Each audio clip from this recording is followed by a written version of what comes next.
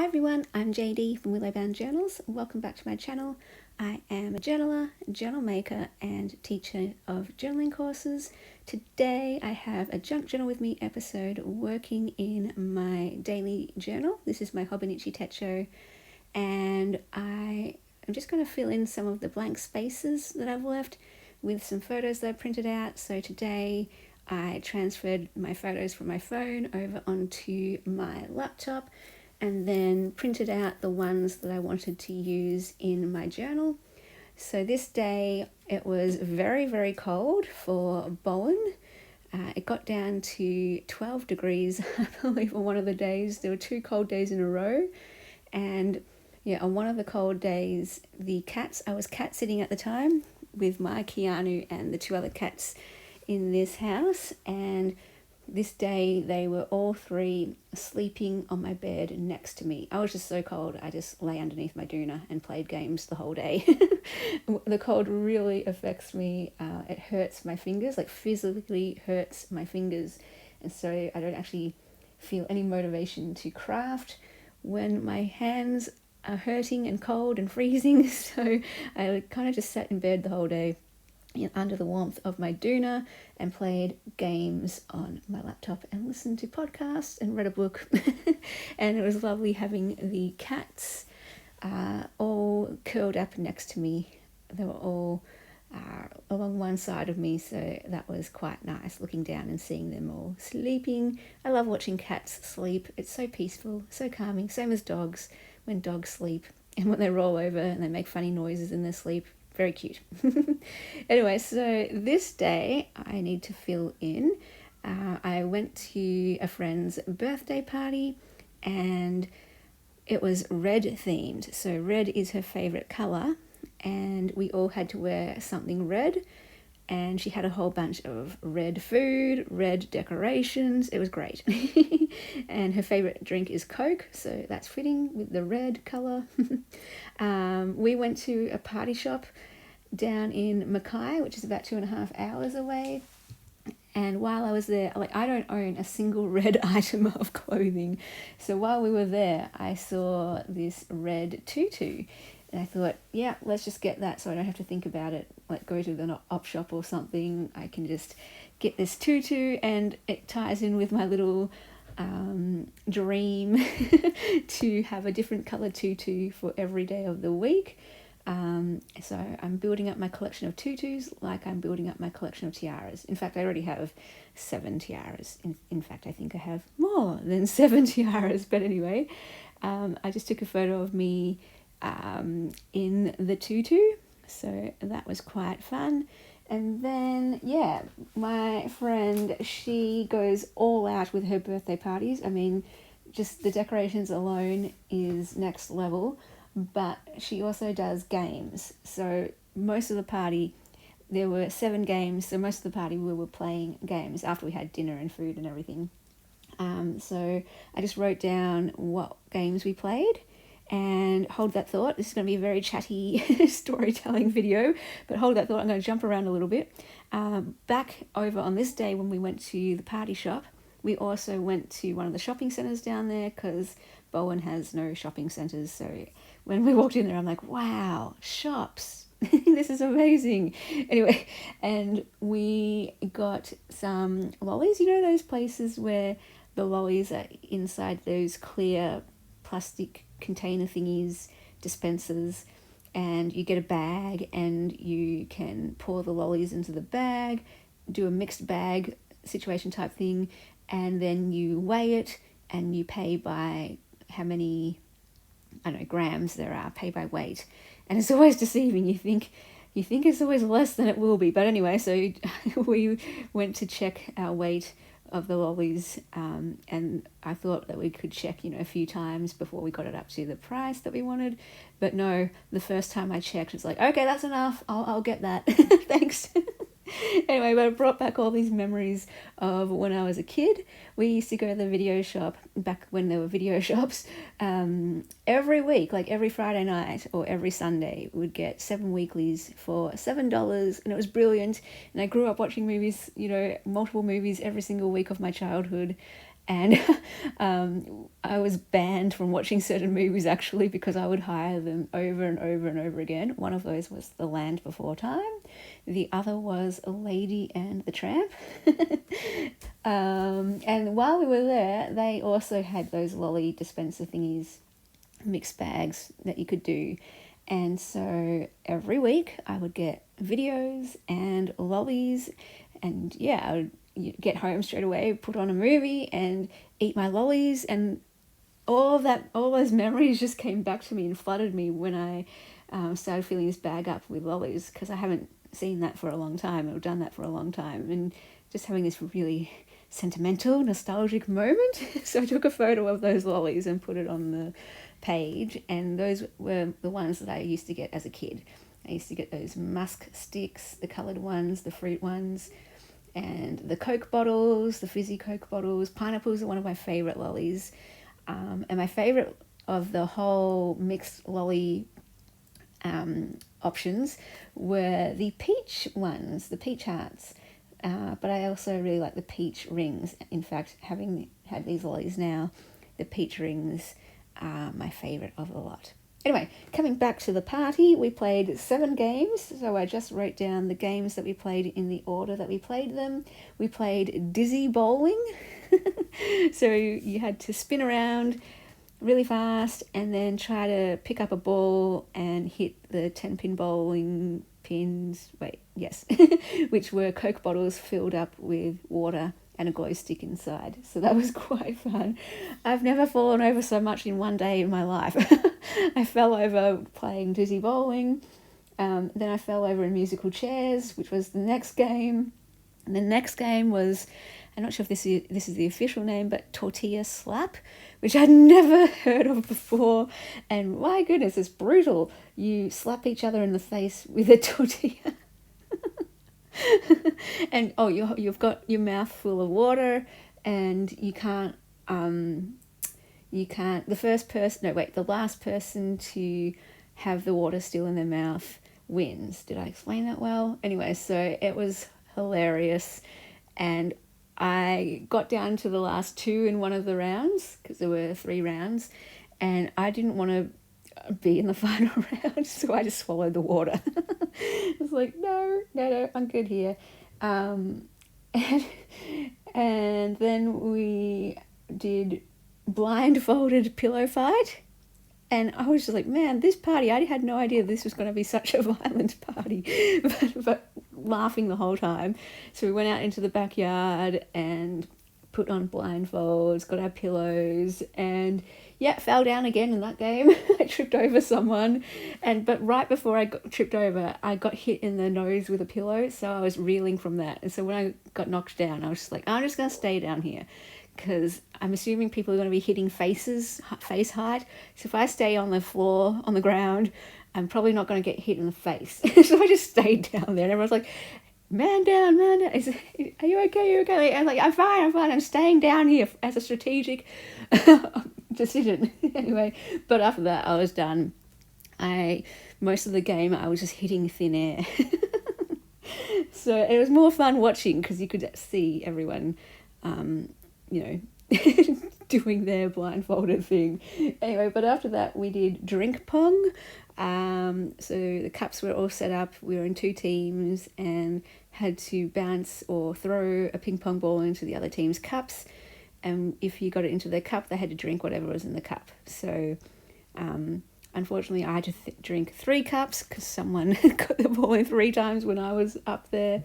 But I was proud. I got 1 ping pong ball in 1 cup. Total fluke. And I'm terrible at sport games. Hand-eye ball coordination is 0, not one of my talents. So I was like, yeah, I got 1 in, I'm good now.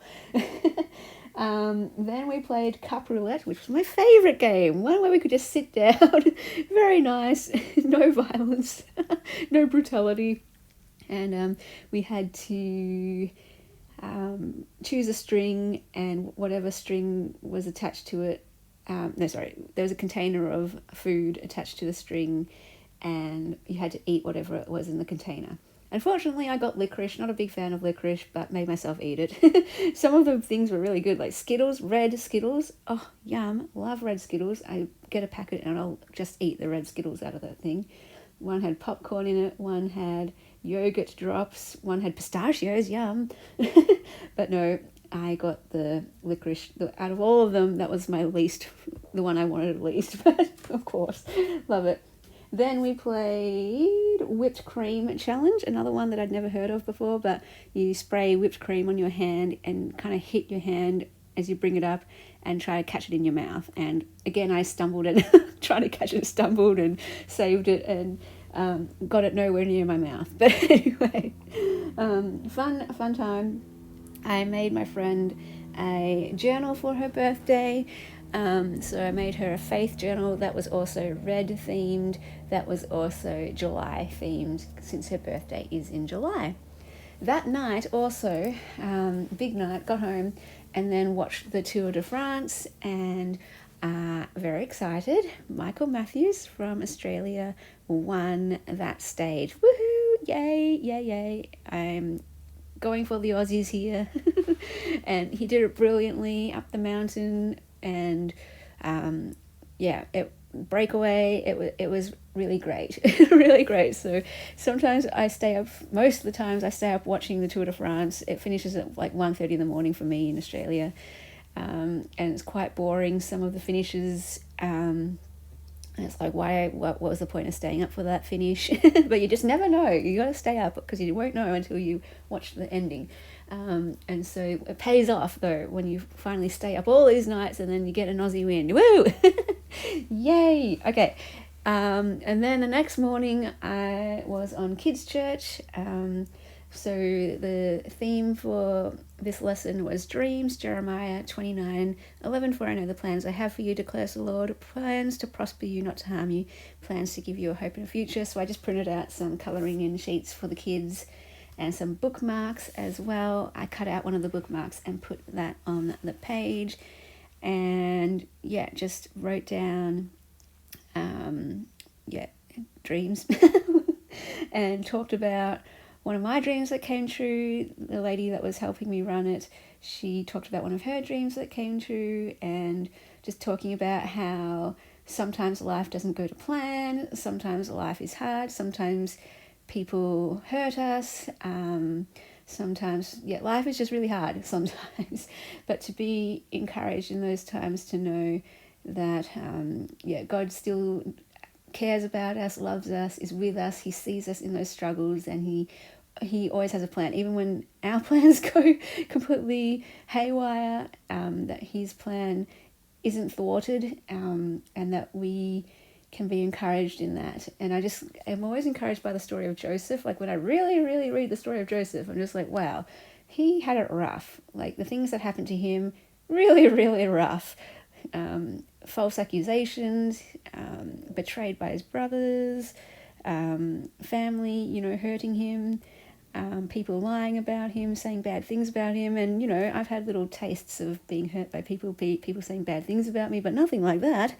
And so when I think of that, I'm just like, okay, I really don't have anything to complain about. I got it pretty good. But though sometimes it is hard, sometimes life does get pretty hard. But in those times, I can remember, things get better. Things do get better. And look what God did with Joseph's life. So, that just encourages me. And how to respond. Joseph didn't go, well, that's it. I'm going to plot revenge against my brothers, or I'm going to now say bad things about other people. No, he served well. He used his gifts. He used what he had to help other people. He continued just to help other people when people did not help him. When people harmed him, he continued to help other people. And I always say, kind of like from Man's Search for Meaning, that book, if you haven't read it, I definitely recommend it.